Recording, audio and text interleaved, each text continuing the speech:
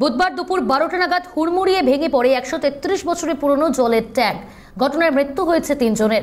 আহতরা Bardhaman medical college হাসপাতালে চিকিৎসাধীন। আহতদের দেখতে হাসপাতালে যান তৃণমূল জেলা সভাপতি রবীন্দ্রনাথ চট্টোপাধ্যায়। শুরু হয়েছে রাজনৈতিক চাপানোতর। রেলের দিকেই উঠছে অভিযোগের আঙুল।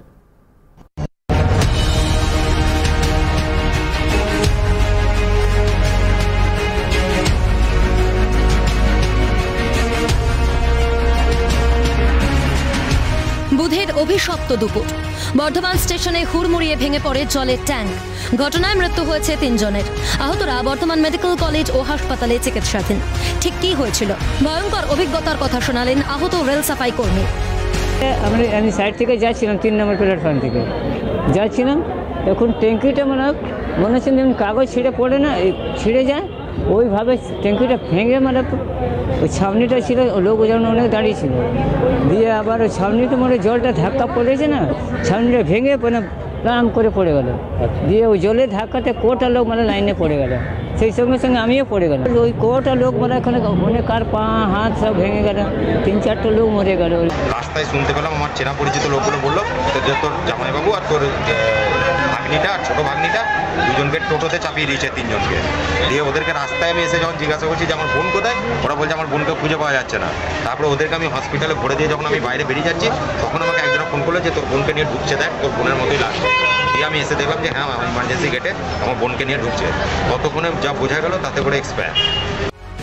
দুর্ঘটনা সংক্রান্ত বিষয়ে যাবতীয় তথ্য জানতে রেলের তরফে দেওয়া হয়েছে একটি টোল ফ্রি নাম্বার। হাওড়া স্টেশনে বসানো হয়েছে যাত্রী সহায়তা ক্যাম্প। পাশাপাশি বর্ধমান হাসপাতালে খোলা হয়েছে অনুসন্ধান কেন্দ্র। কিভাবে ঘটল দুর্ঘটনা তা নিয়ে ইতিমধ্যেই শুরু হয়েছে চুলচেরা বিশ্লেষণ। বয়সের ভারে মুহ্য ওই ট্যাঙ্ক দেখে বুক কাঁপত রেল যাত্রী থেকে হকারদের। সেই আশঙ্কাই আজ সত্যি হলো। প্রশ্ন, ট্যাঙ্কের আদৌ কি রক্ষণাবেক্ষণ হতো?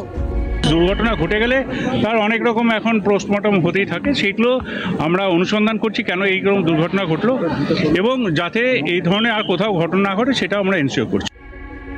আহতদের দেখতে হাসপাতালে যান তৃণমূল জেলা সভাপতি রবীন্দ্রনাথ চট্টোপাধ্যায়। অন্যান্য ঘটনার মতোই শুরু রাজনৈতিক চাপানোতর। স্বাভাবিকভাবে রেলের দিকেই উঠেছে অভিযোগের আঙুল। তবে ঘটনার সঙ্গে রাজনীতির কোনো সম্পর্ক নেই বলে দাবি বিজেপির।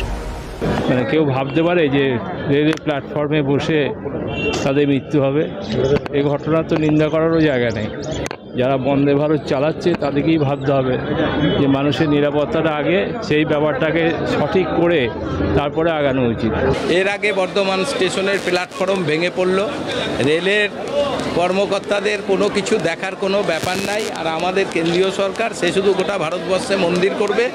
এই বিষয়ের সঙ্গে রাজনীতির কোনো সম্পর্ক নেই। আমরা সাধারণ মানুষ হিসাবে আগে এই ঘটনার যারা আহত হয়েছে, যারা নিহত হয়েছে, তাদের আগে আমরা শুশ্রূষা এবং তাদের পরিবারের পাশে থাকার বিষয়টা আমাদেরকে প্রথম ভাবতে হবে।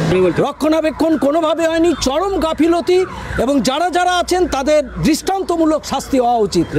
এই রেলের গাফিলতির কারণে এতগুলো মানুষ মারা গেলেন, আহত হলেন। বর্ধমান স্টেশনে সেফটি সিকিউরিটি বলে কিচ্ছু নেই। এই আজকে যে মৃত্যুর ঘটনা ঘটেছে আমরা জানতে পারছি, এই দুর্ঘটনার জন্য দায়ী পুরোপুরিভাবে সম্পূর্ণ রকমভাবে দায়ী হচ্ছে এই বর্ধমান স্টেশনের যারা রেলের কর্তৃপক্ষ হচ্ছে তারা। সূত্রের খবর, মৃতের পরিবারকে 5 লক্ষ টাকা ও আহতদের 50,000 টাকা আর্থিক সাহায্যের ঘোষণা রেলের তরফে। কোনো ঘটনার পর কদিন হই হই সমালোচনা, রাজনৈতিক দড়ি টানাটানি, তারপর সব চুপ। সাধারণের নিরাপত্তা বিষয়টাকে কবে গুরুত্ব সহকারে দেখা হবে? কবে নিরাপদে চলাফেরা করতে পারবে মানুষ? উত্তরের অপেক্ষা। বর্ধমান থেকে রাজেশ খানের রিপোর্ট, কলকাতা নিউজ।